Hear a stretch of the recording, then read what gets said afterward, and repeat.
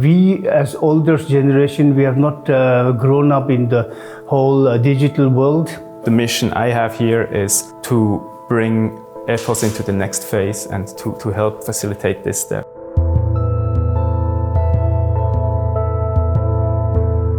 My name is Tamdi Chonge. I'm originally from Tibet. I arrived in Switzerland in 1966 as a political refugee. My name is Tamdi Chonge and I'm the CEO of Epos watches here in Switzerland. My dad has been in the industry for a very long time, so I always had like one leg in the watch industry.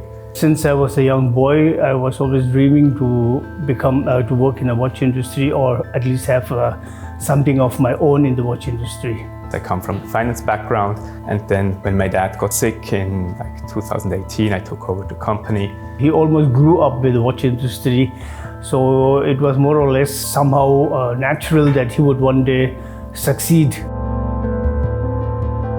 Artistry and watchmaking, which is our slogan, it's the fusion of craftsmanship and the art.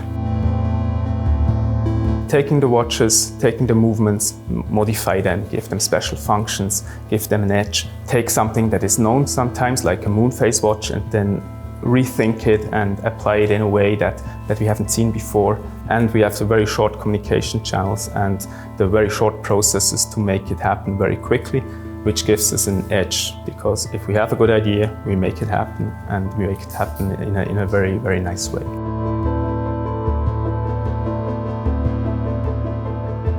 Oh, I'm very proud of my kids, yeah. Not only of my son, also of my daughter, because she's also working in the company. Both of them are working very hard. They have achieved themselves a lot, and especially they are helping us as parents very much. So I'm definitely very proud of them, both of them.